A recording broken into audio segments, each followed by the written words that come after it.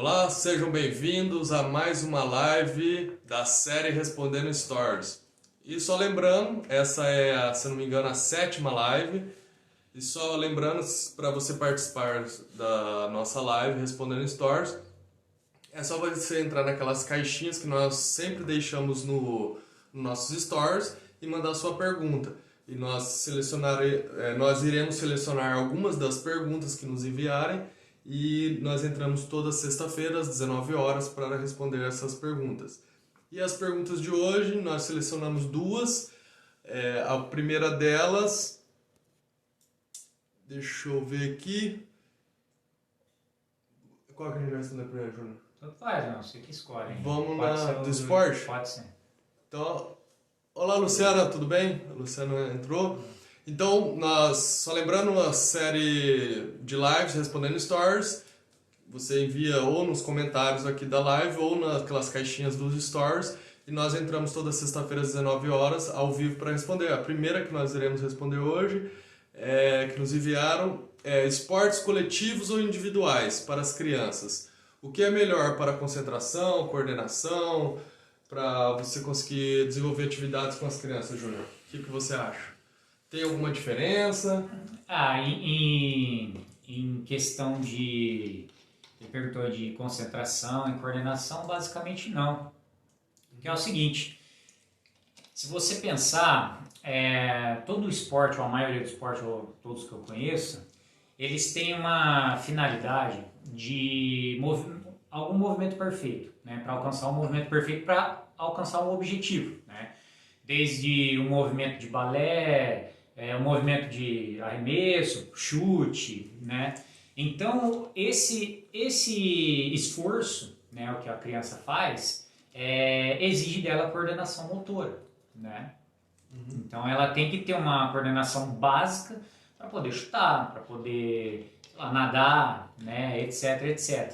Então, basicamente, um esporte coletivo ou um individual, basicamente vai trabalhar a coordenação motora, entendeu? Porque eles têm essas finalidades, ok? Então, não faz diferença nesse requisito, tá bem? O outro é de concentração, mesma coisa, entendeu? Só que concentração, até a gente fez uma live com o professor Robson, né, de ginástica, ele diz que concentração é um negócio muito estranho, né, que acontece, porque concentração está ligado com o nosso sistema vestibular. Então, a criança que tem esse sistema vestibular muito bem desenvolvido, muito bem trabalhado, ele tem mais concentração em atividades em sala. Por que isso ocorre? Porque atividades que trabalham com giros, com rolamentos, estimulam o sistema vestibular, entendeu? E com isso a criança, né, adquire determinada concentração e se concentra lá na sala. Então ele já está ligado com algumas habilidades, algumas atividades específicas dos esportes. Mas a maioria dos esportes vão trabalhar isso. Porque olha só, pensa também comigo, ó. Maioria dos esportes você tem contato físico, você tem queda, entendeu? Então, por exemplo, para você treinar queda, em arte marcial, por exemplo. Em arte marcial você tem que aprender a cair. Então, se você cai para frente ou cai para trás, você, de certa forma, você tem que aprender um rolamento, entendeu? Você já trabalha isso. Giros em ginástica, balé... No vôlei, no basquete, no futebol, todos os esportes, uma hora ou outra você tem que treinar giros. Isso, com certeza. Porque você cai bastante e eles treinam esses reflexos, que a gente fala, com giros, etc. Então, isso é um tipo de atividade que vai ajudar, né, as crianças a trabalharem, a desenvolver esse sistema vestibular. Então é muito doido, né? Porque lembra lá, a gente falou já isso, acho que foi, na verdade não foi numa live, né? Foi num vídeo que a gente fez com o professor Robson, que os pais falam, precisa de concentração, e colocam o moleque sentado lá, o seu filho sentado, esperando que ele trabalhe a concentração ali, mas é o contrário. Você tem que dar bastante atividades de giro, entendeu? Desse tipo de exercício de rolar, etc., para ele desenvolver bem o sistema vestibular e aí sim ele consegue se concentrar. Muito doido, o sistema vestibular ele é responsável pelo equilíbrio e pelo controle corporal. Então, quando a criança não consegue se concentrar, ela não consegue ficar muito tempo parado, e prestando atenção numa atividade, provavelmente ela precisa desenvolver mais o controle corporal. Não é questão de você falar, você deixar ela mais tempo sentada, não, você tem que dar atividades, exercícios para ela desenvolver esse controle corporal. Aí com o controle corporal será mais fácil você conseguir você conseguir fazer as atividades para ela, conseguir fazer com que ela preste mais atenção.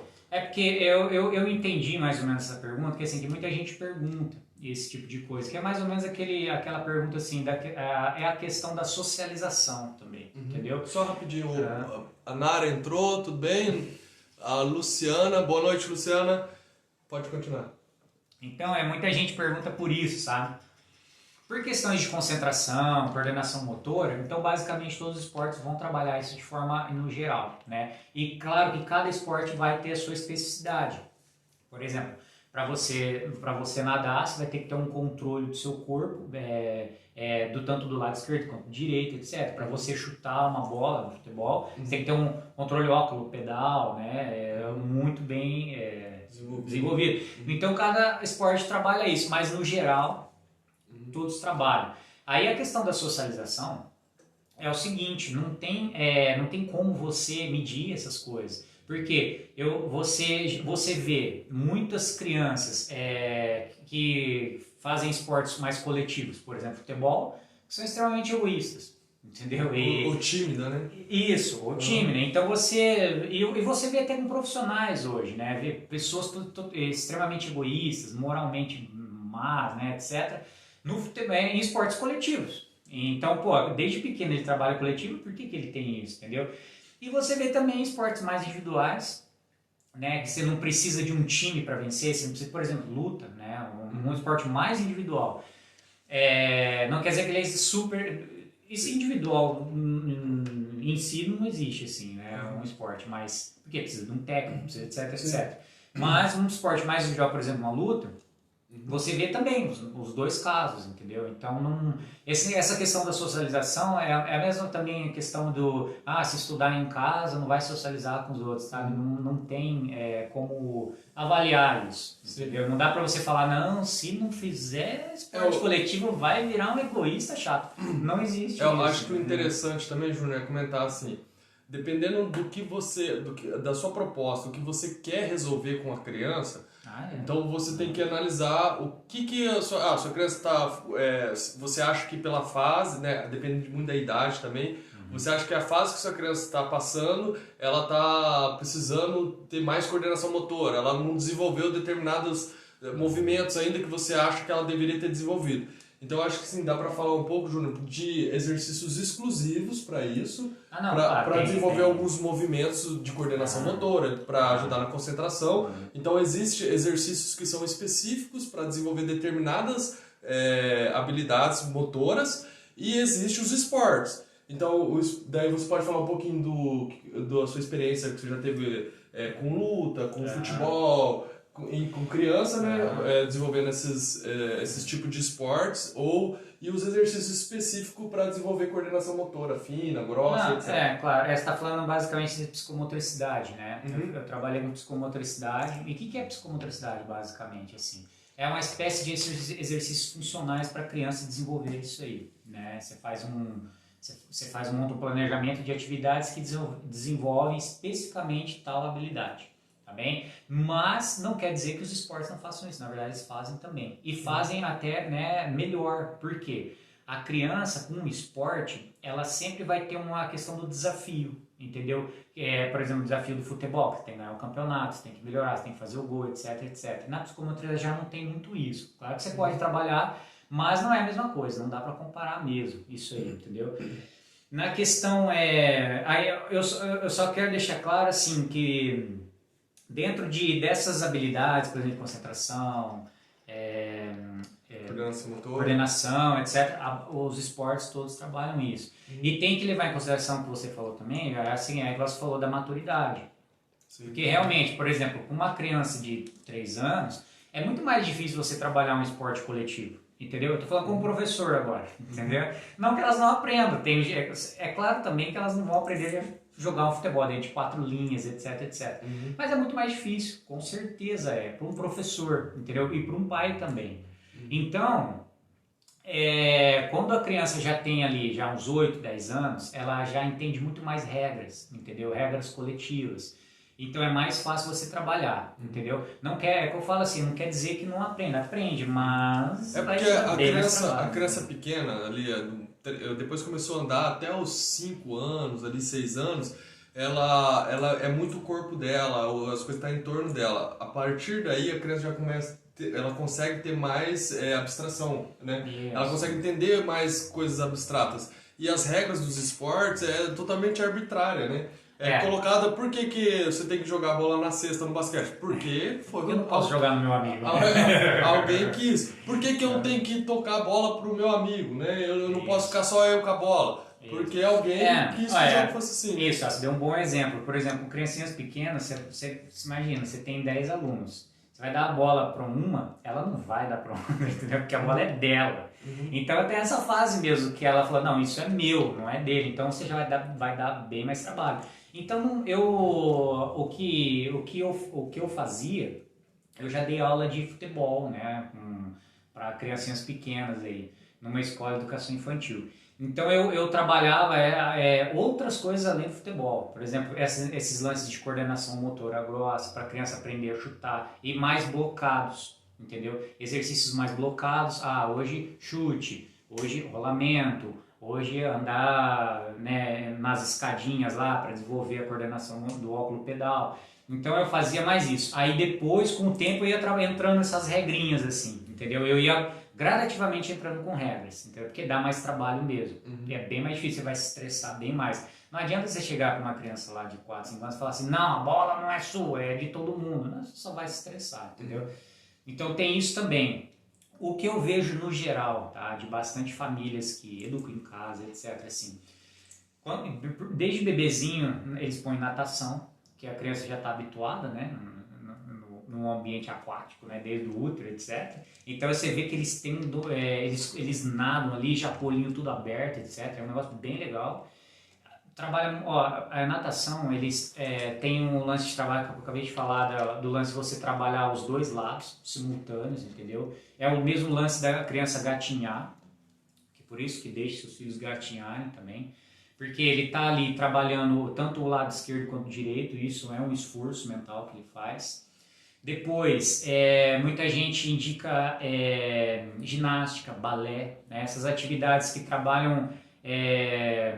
vamos dizer assim, um padrão de movimentos universais, né? Saltos, agachamentos, rolamentos e etc.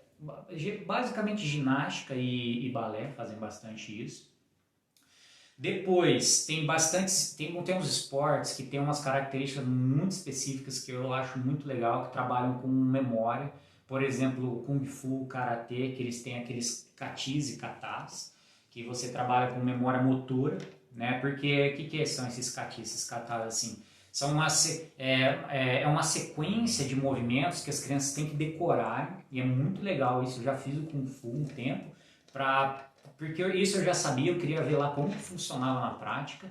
Então eles decoram uma sequência de movimentos que às vezes é de 30, 40 movimentos, e eles ficam contando, eles falam em chinês, né, eles contam, em japonês, eles falam 1, 2, 3, 4, 5, e eles decoram, e são vários. Por exemplo, para fazer a primeira graduação que eu consegui fazer, na verdade eu nem me graduei, faltou uma semana para ir para a graduação, mas eu tive que decorar, por exemplo, 2 katis no Kung Fu, então são 2 sequências de movimentos. Eu sei que no Karatê tem isso também, né? Só que eles falam katas, né? Toda arte oriental assim, de luta tem os katis e os katas. Isso, tem esses, e é muito interessante porque a criança tem que estar focada ali, tanto, né, nessa sequência quanto na perfeição do movimento, porque eles cobram bastante, né, principalmente essas artes orientais, eles cobram muito a perfeição do movimento, etc. Em outros esportes tem isso também, por exemplo, jiu-jitsu tem isso, né, mas não é uma regra, né, igual tem, aí você vai depender de professores, academias, etc. Então, deixa eu ver o que mais, assim, em sequência. E aí, esses são esportes mais individuais, né? Mas aí eu falo assim, aí com já 8, 9 anos, 10 anos, é mais fácil você entrar nesse mundo de regras, entendeu? Você vai ter mais facilidade. Então é o que eu vejo esse pessoal mais Educa em Casa, etc., faz mais basicamente isso. Tome esse caminho. É o que eu reparo assim no contato com famílias de amigos e tal, é que também depende muito do estímulo que o pai dá em casa. Por exemplo, meus filhos, as meninas já fizeram karatê quando era pequenininha. Com 2 anos, 3 anos, elas entraram no karatê. 3 anos, 3 e meio, por ali. E elas já faziam os katas lá. Né? Contava, fazia os movimentos, né? Tem um nome de cada movimento. Tem. Guidambarai, não sei o que, sabe? Bem legal. E ele sabia os nomes. Então ela sabia fazer os movimentos, sabia os nomes. E o sensei, que é o mestre, ele ia contando em japonês e elas iam fazendo, pequenininha. Então, assim, é muito bom para coordenação motora, para postura, né, controle corporal, que influencia e ajuda na concentração. É bom para memória, porque a criança vai precisar de memória para ser alfabetizada. Se ela não tiver a memória desenvolvida, ela não consegue ler. Então, é um processo que uma vez a gente conversou sobre isso. Rapidinho, antes que eu esqueça. Mas aí eu comentei que elas fizeram karatê, mas é porque eu tinha um professor que a gente conhecia, era perto de casa, nós colocamos elas para fazer com esse professor, né, com esse sensei, que é um professor, o Márcio, inclusive. Se ele ver esse vídeo, um abraço, Márcio. Osso, né? E também o que eu tava dizendo é o seguinte, mas os meus meninos, por exemplo, eles não jogam futebol, eles não gostam, porque eu não gosto de futebol e não acompanho, não levo eles pra assistir jogo e nada. Aí tinha um amigo meu que gosta muito de futebol, ele é gaúcho, aí ele gosta lá do Colorado, né? Enfim, aí ele sempre levava o filho pra assistir futebol, nos finais de semana, ele acompanha, né, os campeonatos e tal. Então o filho dele era pequeno e já jogava bola, jogava bem, fazia escolinha de futebol e tal. Então acho que essa influência vem muito de casa também, o jeito que os pais lidam, né, com os esportes, o que os pais gostam, o filho acaba olhando o pai e gostando e acaba praticando. Até hoje, o Augusto tem 5 anos, ele não joga futebol assim com outras crianças, sabe? Ele fica chutando a bola lá e se alguém pega, ele vai lá e toma a bola. Então, assim, ele não entendeu muito bem porque eu também não expus ele à prática do esporte, né? Não, com certeza, porque isso, se a criança vê desde pequeno em casa e o pai gosta, ela fica feliz que o pai gosta, fica feliz que quando ele acerta, etc. Tem muito esse lado afetivo, né, da escolha. Por isso que eu também não me preocupo, né, eu não tenho filho, né, mas eu não vou me preocupar com isso, assim, porque o filho também vai achar, é claro que você tem que mostrar para ele, leva ele ver futebol, leva ele ver luta, leva ele ver nadar, escolhe gostar, você coloca. Então, só para resumir, então, indiferente do esporte, se ele é mais coletivo e individual, ele vai trabalhar, né, essas habilidades aí básicas, né, e vai se especificar no que o esporte vai pedir dele, né, por exemplo. Exige, né? Ele vai exigir dele, entendeu? Então, fica tranquilo. É indiferente. E mesmo se você fala assim, mas meu filho é muito egoísta, não sei o quê, às vezes é a fase que ele está passando, que ele tem a fase mesmo egoísta. Não é porque ele vai fazer um esporte coletivo que ele não vai ficar, ele vai virar um altruísta, né? Nem o contrário, né? E nem o contrário, porque é o que eu falei assim, a gente vê muito pelo mundo aí, até os famosos aí, você vê que são pessoas extremamente egoístas, moralmente não são, não devem ser as melhores pessoas, eu não conheço, né? Isso, e o contrário também, entendeu? Não quer dizer que se ele fizer um esporte que é individual, que ele não vai se relacionar com outras pessoas. Isso, né? não. E isso também, por mais que um esporte seja bastante individual, ele se relaciona, porque ele não aprende sozinho, entendeu? Ele nem que ele aprende, conversa com o seu adversário, entendeu? Mas ele tá ali em contato, né? Com esse mundo social, etc. Né? Então fica tranquilo. Eu acho que com crianças pequenas o mais preocupante, ou que você tem que prestar mais atenção, é na metodologia usada do professor que vai aplicar o esporte para a criança, que vai passar as regras, vai mostrar, vai ensinar a criança a praticar aquele esporte. Então depende muito da metodologia, do jeito que que o mestre, se for uma luta, ou que o professor de futebol, enfim, a professora de balé, acho que você tem que reparar mais no resultado, ver crianças que esses treinadores já treinaram, né, e ver se elas têm uma desenvoltura boa, se elas fazem os movimentos com perfeição, se a finalidade para que serve o esporte, ou a dança, ou a luta, está bem executada, e aí você já consegue perceber que uma coisa, o resultado desse professor, né? É verdade, você falou aqui, eu lembrei, até a gente já conversou, eu falei assim, você quer saber se é uma escola de esporte boa?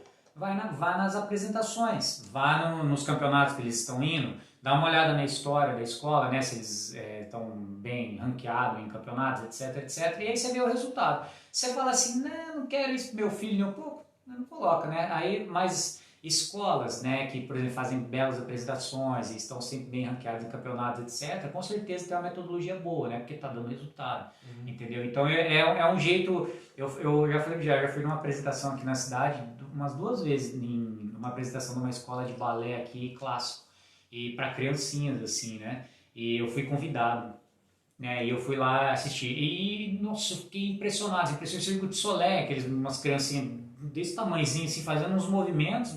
Nossa, eu fiquei impressionado mesmo. Então, você falou assim, é uma escola boa, porque tá funcionando, entendeu? Esse cara tudo tranquilo lá fazendo, ninguém tava apanhando, né? Não é a China, né? Que você apanha para fazer. Então, tava muito bem tranquilo. É uma escola, por exemplo, eu indicaria para todo mundo, porque eu vi, né, o resultado, entendeu? Então, é um jeito de você ver o resultado, né? Então, resumindo, acho que os esportes, tanto coletivo quanto individuais, são muito bons para você trabalhar a coordenação motora, a concentração, porque a coordenação motora, os esportes exigem determinados padrões de movimento que a criança vai precisar desenvolver para conseguir chegar na finalidade daquele esporte, e tanto o individual quanto o coletivo, e isso é a coordenação motora, né? A concentração é porque ele vai desenvolver controle corporal, porque, por exemplo, se a criança for chutar a bola, por mais que só chutar a bola, mas não, tem força, precisão, tem a hora de chutar, enfim. Então a criança vai desenvolver um controle corporal e, queira ou não, ela vai girar. Eu lembro, eu já treinei basquete quando era criança, tem um drible que é um giro que você dá, você vem, bater na bola e gira. Então tem giros, no vôlei, eu já vi o pessoal treinando vôlei, tem vários rolamentos que eles treinam. Então vai acabar desenvolvendo o sistema vestibular e a criança vai ter um controle corporal melhor, e então vai desenvolver também a concentração. Só para terminar, assim, já muita gente fala também a questão meu filho é muito retraído, e perguntam assim para mim, porque eu pratico jiu-jitsu, né, há muito tempo já, e muita gente fala assim, se a arte marcial ajuda, isso realmente ajuda mesmo, sabe? Eu já vi isso, e já vi com alunos meus, em escolas que eu indicava, eu li que ele era muito tímido, muito retraído, tinha muito medo de tudo, sabe? E o pai, né, não sabia o que fazer, eu falei, pai, coloca lá e vê que dá, pra você ver. E deu bastante resultado, eu vi isso, coisa de 2, 3 anos, criança já com desenvoltura, sabe, com postura, olhando no seu olho, olhando no seu rosto, sem medo de algumas coisas, porque isso principalmente a arte marcial, né? Mas os outros esportes dá também, porque dá confiança no corpo da criança, que ela não é uma descoordenada, entendeu? Ela vê os amigos todos conseguindo fazer uma coisa que o corpo dela não consegue, então realmente isso tem sim. Mas tanto os esportes coletivos e individuais trabalham isso. Em especial a arte marcial dá também, porque, né, ele aprende a se defender, ele não tem mais medo de apanhar, né? Isso, principalmente crianças que frequentam escolas, etc., em ambientes ruins. Artes marciais, principalmente as tradicionais, tem muita questão de respeito, né? Ajuda bastante, de hierarquia. Vai depender muito do professor também. Então, por isso que eu falo, quando você for levar, por exemplo, numa escola de jiu-jitsu, judô, karatê, etc., conheça bem o professor, não vai lá já matricula não, vê quem são os alunos deles, como eles estão em campeonato, o que eles andam fazendo, entendeu? Então você dá uma pesquisada assim, esse professor aí domina bem essa turma, eles respeitam o professor, porque geralmente um bom professor não fica incentivando a molecada a uma briga, etc. O professor ajuda a gente a se controlar, né? Então dá uma pesquisada que vale a pena. Bom? Então acho que dessa primeira pergunta foi isso. E só lembrando, quem quiser participar, é só mandar ou nos comentários durante a live, né, as suas perguntas, que ou nós responderemos na próxima, ou se der a gente já responde na hora. E também no nossos stores sempre tem as caixinhas para vocês mandar as perguntas que nós responderemos de toda sexta-feira às 19 horas na live. Vamos para a segunda pergunta. Segunda pergunta é: o meu filho tem 2 anos e está começando a falar. Como aplico o método fônico com ele? Então, assim, basicamente qual é o passo a passo para aplicar o método fônico para uma criança pequena, Júnior, que não fez atividade nenhuma ainda de alfabetização, e como alfabetizar pelo método fônico essa criança? Tá, basicamente 2, 3 anos ali, basicamente é o que a criança entrando no mundo da educação infantil, né? Por exemplo, se caso as crianças vão para a escola, né? Que entra ali com 2, 3 anos no maternal, P4, P5, né? Então a gente recebe bastante esse tipo de pergunta e é normal se preocupar mesmo, você fazendo agora meu filho começar a ler, né? E o que eu faço, né? E o filho do vizinho começou a já estudar com 2, 3 anos, né? Então cai bastante essa pergunta. Mas é o seguinte, primeira coisa que tem que fazer é o que a gente sempre fala, você tem que ler bastante para o seu filho, tá bem? Por quê? Desde pequenininho mesmo, ler e conversar muito bem com ele, né? Nada de jogar ele num canto ali, para colocar ele para assistir TV e ouvir historinhas em TV, porque é diferente, tá bem? Você uma TV falando para ele do que você falando para ele, tá? Já tem várias pesquisas que mostram que isso tem diferença nisso. Por quê? Quando você lê ou você conversa, você trabalha, chama vocabulário. Você introduz, né? Você cria na cabeça dela assim essas semânticas mesmo, assim, tipo, o que é aquilo ali? Aquilo ali significa tal coisa, entendeu? É o jeito de você falar com ele. Então você tanto vocabulário quanto você começa a modelar como ele conversa ou como ele vê o mundo, entendeu? Através da linguagem, né? Trabalhando com linguagem. Então, basicamente, leitura e conversamento.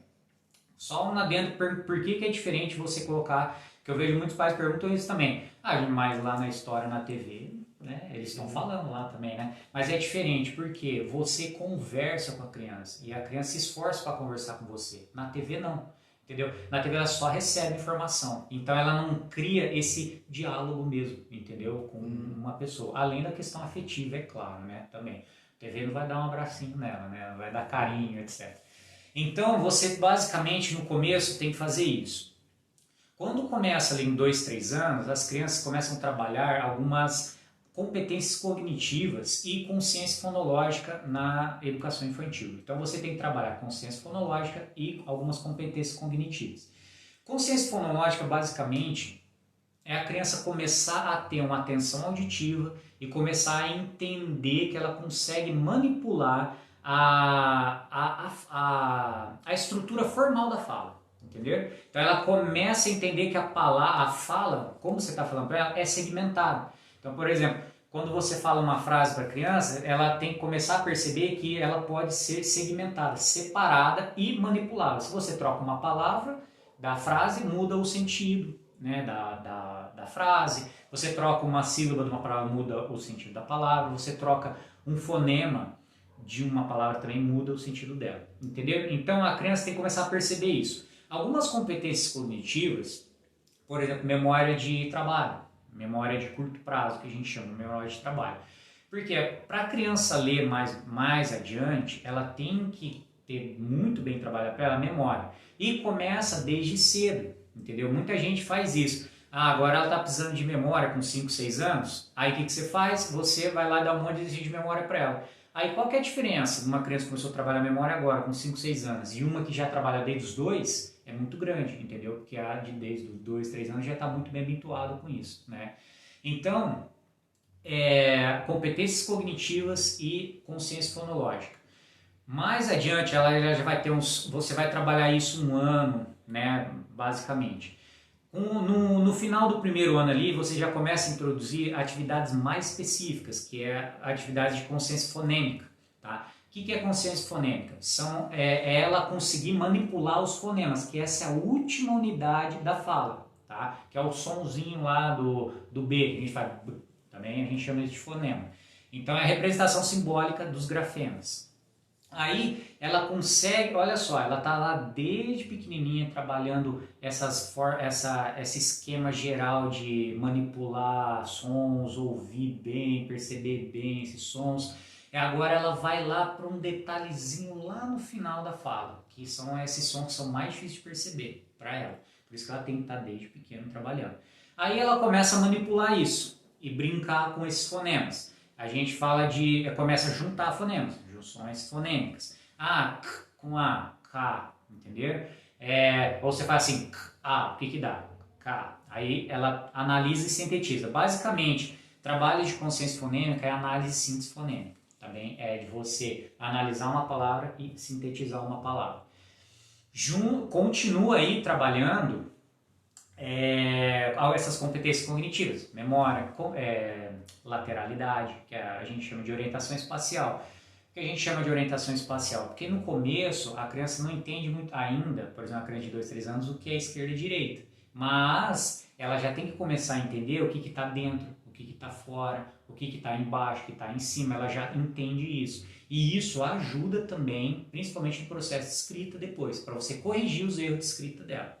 Então, mais uma competência cognitiva. O que mais de competência cognitiva? Tem sequências lógicas, ela tem que entender o que vem depois, o que veio antes, entendeu? Por quê? Para ela, nessa fase de manipulação fonêmica, ela tem que estar bem claro isso na cabeça dela, o que vem antes, o que vem depois. Opa, esse som que eu fiz vem antes, entendeu? Por exemplo, você pede para escrever pá, aí ela vai lá, coloca um A e um P, entendeu? Ap, entendeu? Aqui você fala, não, o que veio antes é o não o A, entendeu? Então ela tem que ter essas noções.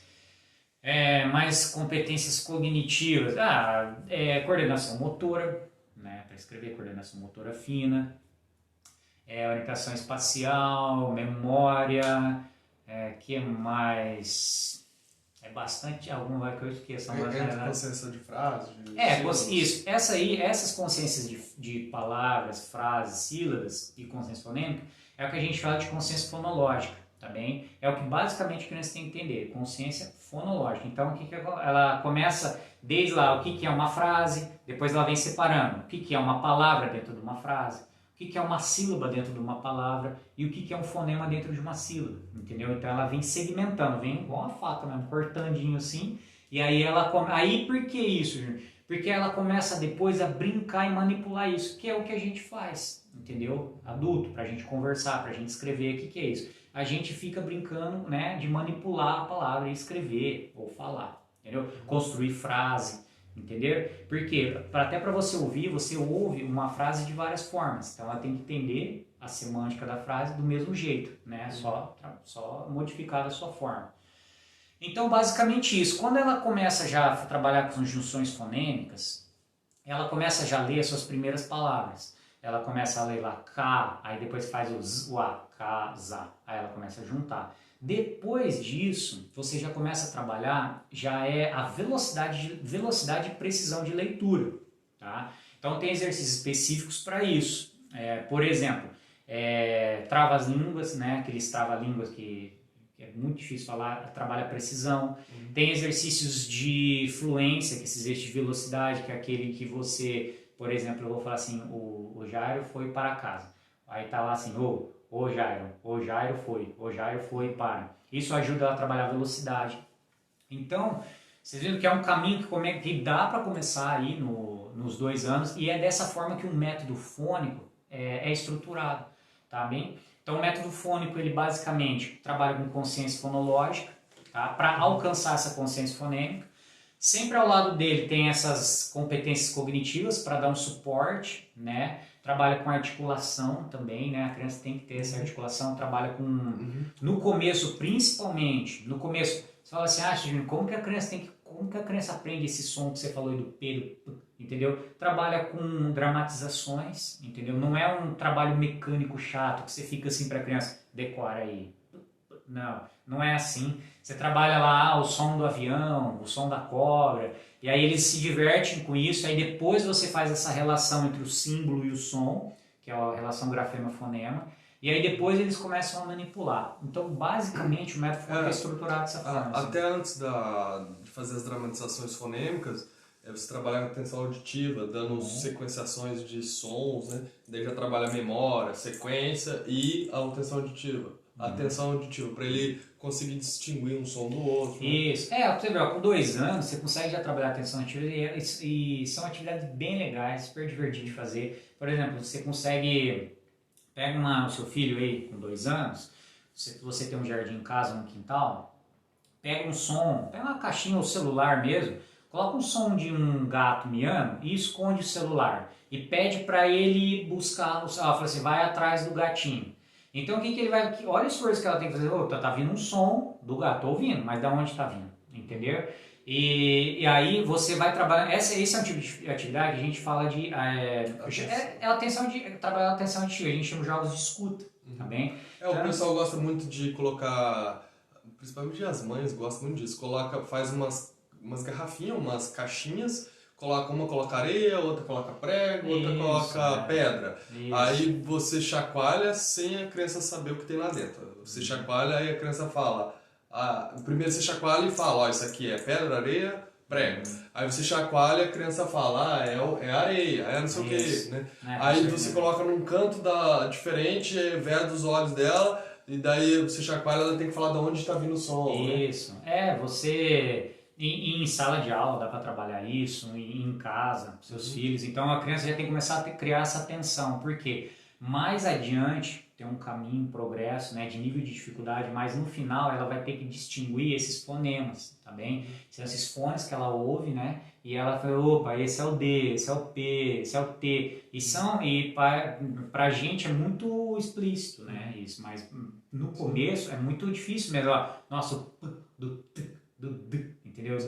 Entendeu? Então, as crianças confundem muito P e B. Então. E você consegue trabalhar isso com dramatizações, né, onomatopeias. Então, aí quando a criança já consegue fazer esse som, articular, você fala assim, você lembra o sonzinho lá do avião? Sei. É aquele, essa letrinha que faz esse som. Entendeu? Aí ela começa a juntar, fazer essa relação grafema e fonema, né? Que é o símbolo, né? E o som. E aí você vai aumentando o leque, né? Começa lá sempre com vogais, que são as mais fáceis de trabalhar. Porque o nome delas corresponde com o som delas, né? O nome da letra é A e o som é A. O som é A, entendeu? E porque nem todos vão ser assim, né? Por exemplo, o B. A letra B chama B, mas o som do B não é B, entendeu? É B. Aí tem o C, entendeu? Mas não, depois das vogais não trabalha o B e o C. O que você pode fazer? Primeiro as vogais, depois você vem com as consoantes prolongáveis, que a gente chama. São consoantes que elas se sustentam no tempo. Por exemplo, o S, o V, né? O F, do F, então o X, né? O CH e o X, você está vendo que um som tem dois grafemas. O Z, o L. Isso aí. Então você está vendo? Então, aí por que, Júnior, fazer essa sequência? Porque é mais fácil da criança entender também. Entendeu? Aí depois você vem com esses fonemas um pouco mais difíceis de trabalhar. Por quê? Ela já está acostumada a trabalhar com vogais, com consoantes prolongadas, ela já entendeu o esquema do jogo, entendeu? Você só vai aumentando a dificuldade do esquema do jogo, entendeu? Então sempre do mais fácil para o mais difícil. E o interessante é que dá para trabalhar muito bem isso com crianças pequenas, porque você trabalha com brincadeiras, tem formas, a dramatização é muito divertida, eles adoram fazer. Com certeza. Então você com um pouquinho de imaginação e com o ambiente adequado, você consegue trabalhar tranquilo com as crianças. E com essa sequência também, essa sequência é muito importante.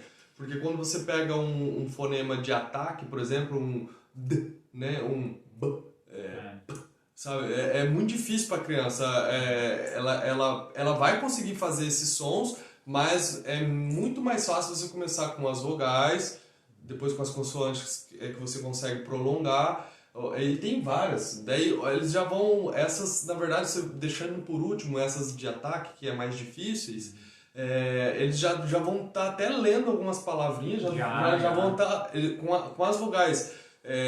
Com as vogais e as consoantes prolongáveis, você consegue ensinar as crianças a ler várias palavras já. Com certeza. E Então, por exemplo, né, se finalizar, né, o método fônico basicamente faz isso, ele trabalha essa consciência fonológica e dentro dessa consciência fonológica, essa segmentação da fala, né, você vai trabalhando isso com o alfabeto, essa sequência de vogais, consoantes prolongáveis e não prolongáveis. Junto com isso, você vai trabalhando umas competências cognitivas, né, que vão ajudar no processo de leitura. E aí, quando a criança pô, Júnior, meu filho já sabe todos os fonemas, já sabe todas as letras, e o que eu faço? Aí você consegue fazer as junções delas, sempre dá com as mais fáceis, encontros vocálicos, consoantes canônicas, que a gente chama, né? Que são as consoantes simples, né? Encontros vocálicos, encontros de vogais. E aí, depois você vai incluindo essas consoantes não prolongadas, né? Que fica mais difícil de trabalhar. E aí você vai ver, a criança já vai começar a formar suas primeiras palavras. E aí depois você só vai aumentando o vocabulário dela, né, com essas palavras, é simples. Depois você entra com essas sílabas não canônicas, né, com dígrafos também. E aí você tá vendo, é um progresso. Aí vai aumentando o vocabulário dela e depois você começa a trabalhar a velocidade e precisão com essas aí que você está fazendo. Entendeu? Aí basicamente seu filho sai lendo. Parece mágico, né? Demora um pouco, mas crianças facilmente em 6 meses, tranquilo, fazem esse processo assim, se o pai for empenhado. Eu já vi isso acontecer. Você pegar 6 meses ali todo dia e brincar e fazer assim, tranquilo, ele já vai ler algumas palavrinhas, entendeu? Fica aí e lê mesmo. A maior dificuldade é você fazer todo dia, você ter uma sequência correta de aplicar as atividades, né, tanto de competências cognitivas e memória, e, enfim, e você saber o que a criança precisa ter já resolvido para chegar nas fases, né, da alfabetização. Tem um problema comportamental também, né, comportamental dos pais, né, que tem que acordar cedo e fazer as atividades, né, mas aí vai de você, né, mas com certeza seu filho aí de 2 anos, se você começar com essa consciência fonológica, essas competências cognitivas, sem mexer com letra ainda, entendeu, mas com essas dramatizações, essas brincadeiras, sim, mas daqui a pouco você começa a introduzir as letras, os seus fonemas, etc., ela já lê. Eu vejo que o pessoal gosta muito de visomotor, né? De colocar a criança escrevendo as coisas. É legal, ele precisa disso mesmo, só que não é o mais importante.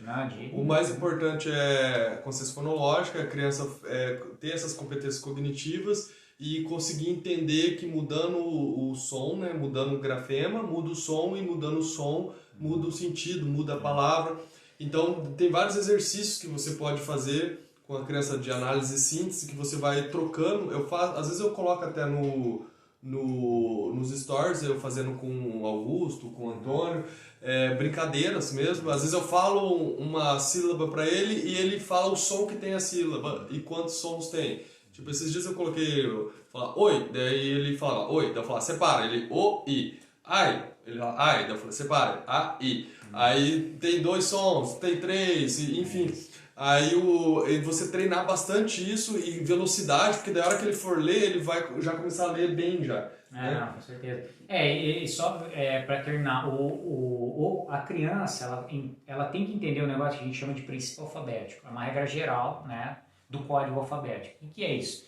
É a criança entender que se você tira uma letra de uma palavra, muda o sentido dela, porque muda o som dela. Então, ela tanto para escrever quanto para ler a palavra, se você altera isso, ela lê diferente e escreve diferente, entendeu? Então, isso ela é uma regra geral que pra gente, nossa, um negócio tão simples, mas voltou, a gente caiu na nossa live. Enfim, né? Só para finalizar, é isso. A criança tem que entender esse princípio alfabético, e o método fônico ajuda, né, a criança a entender isso. Quando a criança entendeu isso, você só vai aumentando a dificuldade dos grafemas e fonemas, né? Aumentando o vocabulário e depois trabalhando fluência e leitura, que é precisão e velocidade.